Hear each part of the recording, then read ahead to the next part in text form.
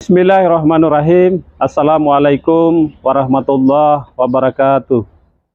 Perkenalkan, nama saya Rustam MPD, dosen Setaya Alamin Dompu, pengampu mata kuliah, pengantar studi Islam, peserta PKDP UIN Mataram Angkatan keempat tahun 2025.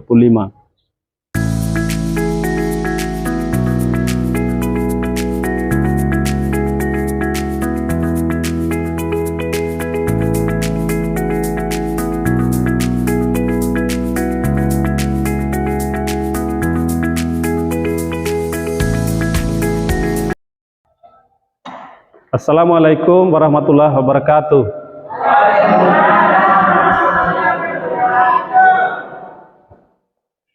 Bagaimana kabarnya teman-teman semua? Sehat ya? Sehat. Ya.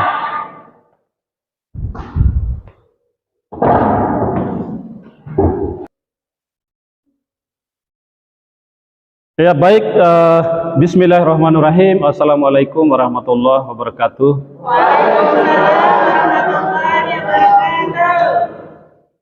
Alhamdulillahirabbil alamin. Wassalatu wassalamu ala asrofil anbiya'i wal mursalin wa ala alihi washabihi ajmain, amma ba'd. Pertama-tama marilah kita panjatkan puja dan puji syukur kehadirat Allah Subhanahu wa taala, karena di mana pada kesempatan ini kita masih diberikan kesempatan oleh Allah Subhanahu wa taala untuk mengikuti proses perkuliahan, masuk kepada pertemuan yang ketujuh. Akan kita bahas materi tentang amar ma'ruf nahi mungkar.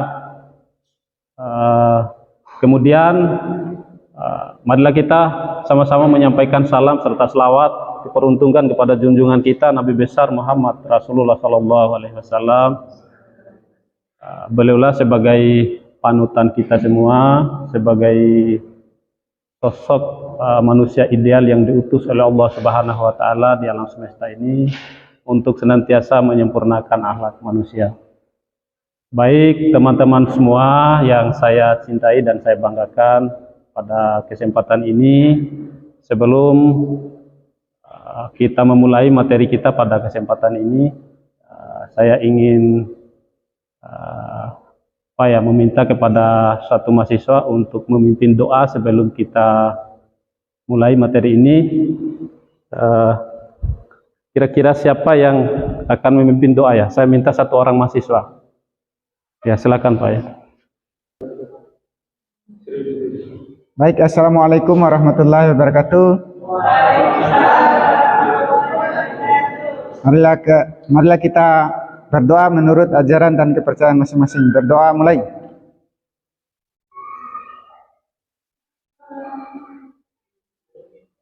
Berdoa selesai. Ya, terima kasih Saudara Ismail ya, yang baru saja membacakan doa. Mudah-mudahan pertemuan kita pada kesempatan ini mendapatkan berkah dari Allah Subhanahu wa taala.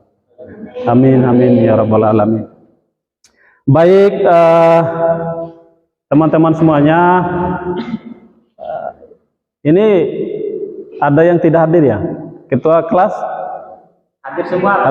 Hadir semua. Ya syukur, alhamdulillah kalau begitu. Minggu kemarin kita membahas tentang akhlak ya. Ya, sekarang kita membahas tentang materi amar ma'ruf nahi mungkar. Tapi sebelum saya masuk ke materi ini, saya ingin bertanya dulu kepada teman-teman semua, ada yang bisa memberikan kesimpulan apa kira-kira poin yang kita bahas kemarin itu terkait dengan materi akhlak? Siapa kira-kira yang bisa memberikan kesimpulan? Ya, silakan. Rekan-rekan, saya akan mencoba merumuskan atau menyimpulkan bab akhlak yang telah kita sama-sama diskusikan pada pertemuan kita yang kemarin. Jadi akhlak itu secara garis besar itu ada dua, akhlak yang baik, kemudian akhlak yang buruk. Akhlak yang baik itu ya perbuatan baik kita, seperti contohnya saling menghormati, kemudian berlaku sopan santun, menjaga tata krama. Kemudian akhlak yang buruk, ya perbuatan-perbuatan yang melanggar norma atau yang tidak sesuai dengan aturan-aturan yang berlaku di masyarakat, baik itu secara syariat maupun secara hukum sosial, seperti ya berkata kotor, tidak taat aturan, atau berkata kasar, memaki dan sebagainya.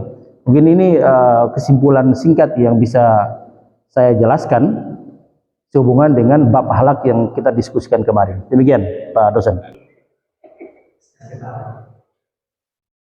Ya, luar biasa Pak Awan yang baru saja menyampaikan kesimpulan terkait dengan materi akhlak.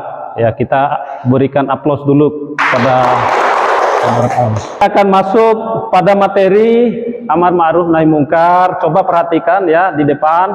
Cara amar ma'ruf nahi mungkar dalam istilah bahasa atau secara bahasa itu dibagi menjadi empat kata ya. Yang pertama amar, kemudian yang kedua ma'ruf, yang ketiga nahi, kemudian yang keempat mungkar. Poin yang pertama ini, amar ini teman-teman semuanya adalah perintah. Kemudian ma'ruf ini adalah segala sesuatu kebaikan. Kemudian nahi ini adalah larangan.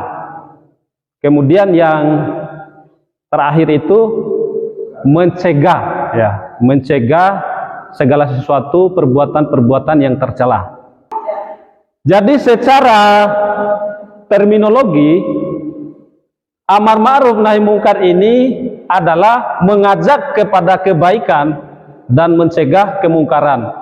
Ini adalah inti dari atau substansial daripada amar ma'ruf nahi mungkar ya. Bisa dipahami ya? Bisa. Ya.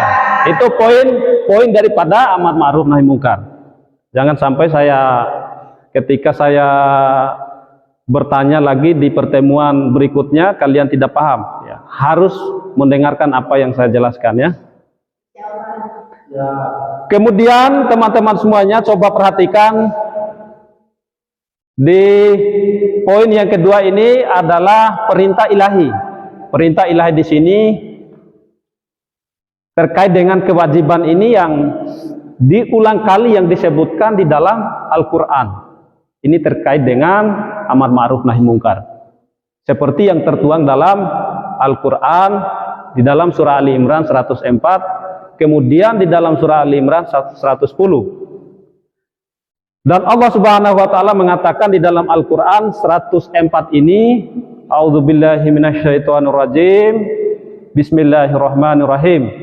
Wal takum minkum ummatun yad'una ila khair ya'muruna bil ma'ruf wa yanhauna 'anil munkar wa ulaika humul muflihun.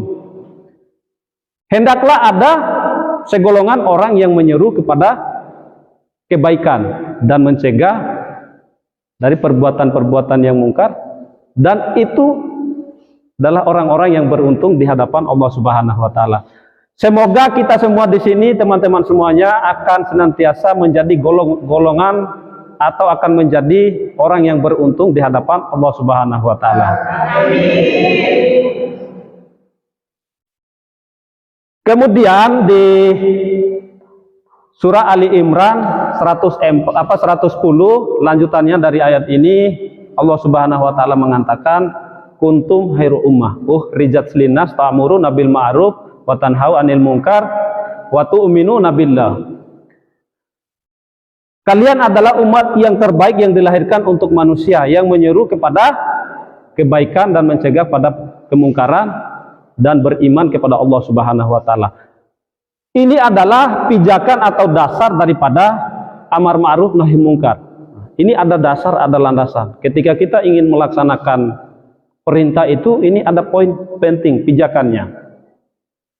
Nah, sehingga ketika kita melihat fenomena atau keadaan saat ini, banyak sekali kelompok-kelompok yang dibentuk hari ini, semacam organisasi-organisasi ya, kelompok-kelompok. Kenapa dibentuk suatu kelompok? Karena ini perintah.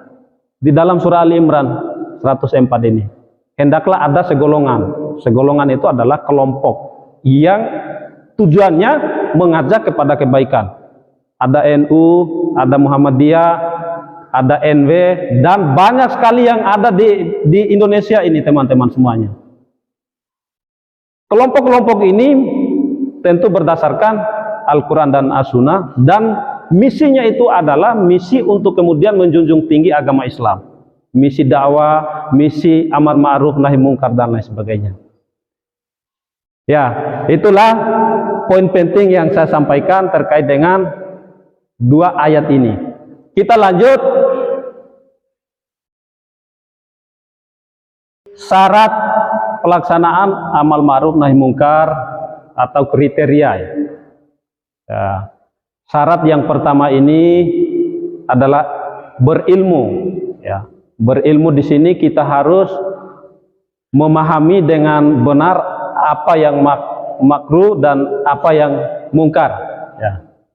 Jadi dalam menerapkan konsep dakwah itu atau melaksanakan amar ma'ruf nahi mungkar itu, ya tidak boleh seenaknya saja kita menyampaikan. Kita harus memiliki dasar atau ilmu yang jelas.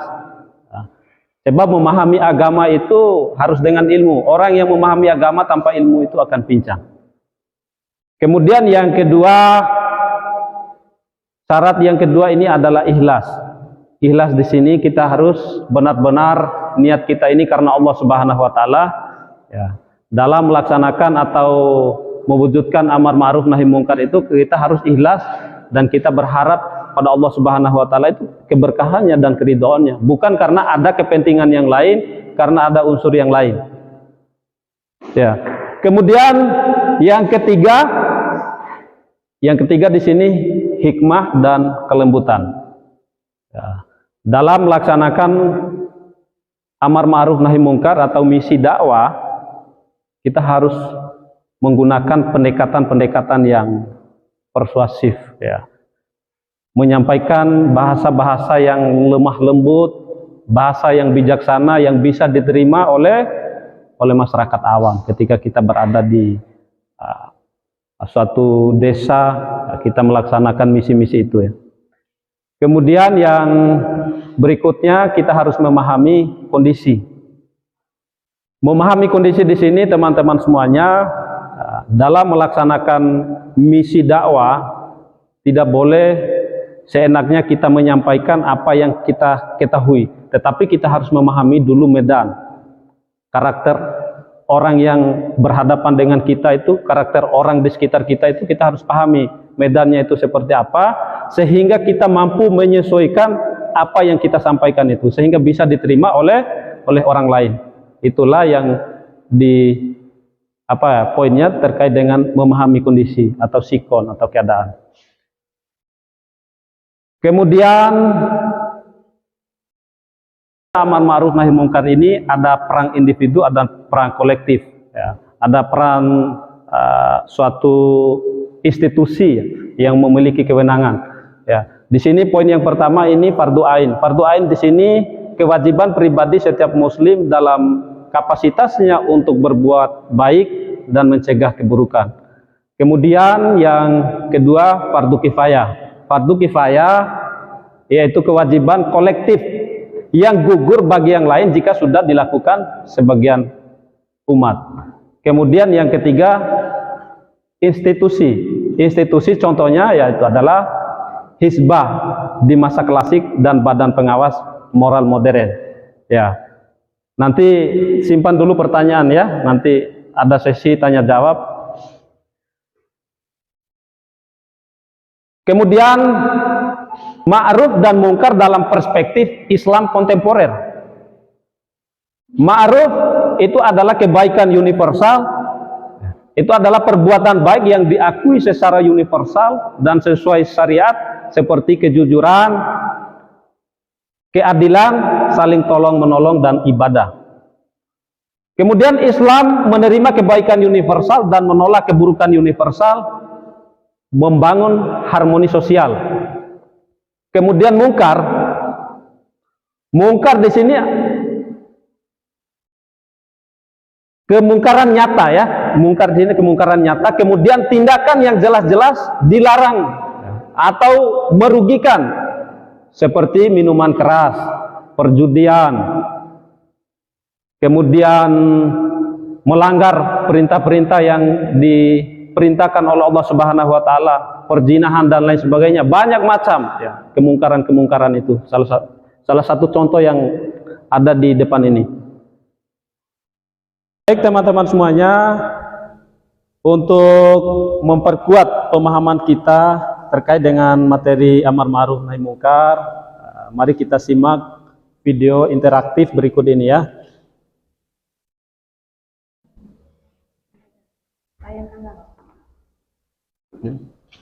Mungkar merupakan salah satu ciri dari orang-orang yang mendapatkan kasih sayang dari Allah Subhanahu wa taala secara terus-menerus, baik di dunia maupun di akhirat. Sesuai dengan firman Allah Quran surat At-Taubah ayat 71. A'udzubillahi minasyaitonirrajim. Wal mu'minuna wal mu'minatu ba'duhum awliya'u ba'd. Ya'muruna bil ma'rufi wa yanhauna 'anil munkari wa yuqimuna sholata wa yu'tuna zakata wa yuti'una Allah wa rasulah. Ulaika sayarhamuhumullah. Innallaha azizun hakim. Yang artinya mereka menyuruh berbuat yang ma'ruf dan mencegah dari yang mungkar, melaksanakan sholat, menunaikan zakat, dan taat kepada Allah dan Rasul. Ya, jadi saya mencoba untuk memberikan tanggapan terhadap video singkat atau video interaksi yang disampaikan tadi, bahwa ternyata amar ma'ruf nahi mungkar ini suatu perkara yang sangat penting sekali, yang harus kita perlu ambil bagian di dalam kehidupan kita sehari-hari, baik sebagai seorang individu, kemudian secara kolektif, ataupun secara instansi. Karena ketika amar ma'ruf nahi mungkar ini tidak dilakukan, maka kemungkaran ini akan merajalela di sekitar kita ini. Maka untuk itu dari diri kita sendiri sebagai individu harus memegang peran penting di dalam beramar ma'ruf nahi mungkar. Walaupun pada kita melihat paparan tadi itu salah satu syarat untuk bisa beramar ma'ruf nahi mungkar itu berilmu. Tapi sebenarnya berilmu di sini masih dalam kategori relatif atau abstrak ya. Karena kalau kita mengkategorikan berilmu itu harus menjadi ulama, harus menjadi ustadz, maka tidak akan ada orang yang mau beramar ma'ruf nahi mungkar. Wah, saya bukan ustadz, saya bukan kiai, jadi dia diam saja. Sementara hadis lain mengatakan baligu ani walau ayah, sampaikan dariku walaupun satu ayat. Jadi ketika kita Bismillahirrahmanirrahim itu satu ayat, artinya dia sudah bisa berdakwah, atau sudah bisa mengajak, atau sudah bisa mencegah. Contoh, ketika ada orang yang hendak melakukan keburukan, nahi mungkar, berarti kita mencegah orang untuk melakukan kemungkaran. Apakah kita harus bawa ayat dulu? Harus bawa dalil? Kan enggak juga konsepnya seperti itu. Artinya pemahaman itu pun tidak serta-merta itu bukan dijadikan sebagai dalil yang bahkan itu bisa menghukum atau mencegah orang itu untuk beramar ma'ruf nahi mungkar. Jadi itu masih perlu ini pengkajian yang lebih luas lagi lah gitu.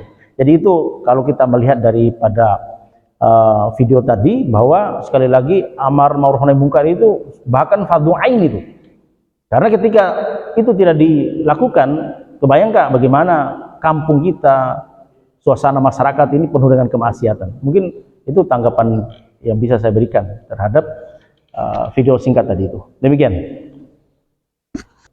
Ya, terima kasih Pak Ustaz. Ada yang lain yang bisa mengomentari? Sudah jelas Pak, sangat jelas sekali. Sudah jelas ya?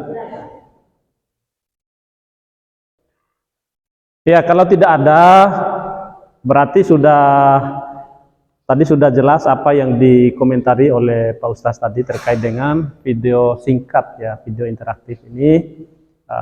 Karena berbicara amar ma'ruf nahi mungkar seperti juga yang dikomentari oleh Pak Ustaz tadi ya, itu harus mulai dari individu, kelompok maupun institusi itu harus ikut andil untuk kemudian melaksanakan amar ma'ruf nahi mungkar. Karena bagaimanapun ketika kita melaksanakan dengan individu ya bukan tidak maksimal, tetapi harus sama-sama, karena melihat keadaan yang ada di dunia saat ini, apalagi di konteksnya di negara kita ini ya, kita harus mengambil bagian untuk melaksanakan amar ma'ruf nahi munkar. Karena banyak sekali kemungkaran yang ada di tengah-tengah kita harus cegah. Karena adalah satu riwayat yang mengatakan ketika kalian melihat suatu kemungkaran, maka cegahlah dengan tangan kalian. Ketika kita tidak mampu mencegah dengan tangan atau mengubah dengan tangan, dengan lisan kita. Ketika dengan lisan tidak mampu kita ubah, maka dengan hati. Ketika hati itu tidak bisa, itu yang paling lemah, selemah-lemahnya iman. Nah, paling rendah. Nah, jadi hadis ini, riwayat ini bisa kita ambil pelajaran bahwa melakukan atau menegakkan amar ma'ruf nahi munkar itu bukan hanya saja dalam satu kelompok atau pribadi kita, tetapi lewat tangan tadi. Tangan yang dimaksud ini adalah tangan kekuasaan, lewat kekuasaan. Kekuasaan bisa saja mengambil suatu kebijakan. Anggaplah satu contoh yang sering saya sampaikan di setiap materi dalam saat mengajar itu ya, di Jakarta dulu waktu Anies Baswedan menjadi gubernur, ada salah satu hotel teman-teman semuanya yang ditutup oleh Anies Baswedan pada saat itu yang namanya Hotel Alexi. Hotel Alexi itu adalah tempat PSK yang kelas kakak di Jakarta itu ya, dengan dakwah melalui kekuasaan tadi yang saya bacakan tadi riwayat tadi bisa ditutup oleh Anies Baswedan. Itu dakwah bagian daripada dakwah lewat tangan kekuasaan. Dengan satu tanda tangannya Anies Baswedan bisa ditutup. Itu bagian daripada mencegah kemungkaran, karena dilihat oleh masyarakat di sekitar itu bagian daripada kemungkaran yang sangat besar. Ya, jadi harus benar-benar kita serius untuk mencegahnya. Saya kira itu penyampaian materi saya pada kesempatan ini, materi amar ma'ruf nahi munkar. Barangkali sebelum saya tutup, mungkin ada yang bertanya. Kalau ada yang bertanya silakan sebelum saya tutup. Ada ya? Ya, kalau tidak ada yang bertanya, berarti sudah paham semua ya materi yang saya sampaikan dari awal. Mulai dari awal sampai terakhir ini. Sudah paham ya terkait dengan materi amar ma'ruf. Semoga kalian semua nanti akan bisa menerapkan amar ma'ruf nahi munkar di tengah-tengah kehidupan sehari-hari ya. Ya. Jadi teman-teman semuanya, ya, saya cukupkan sampai di sini materi kita pada kesempatan ini.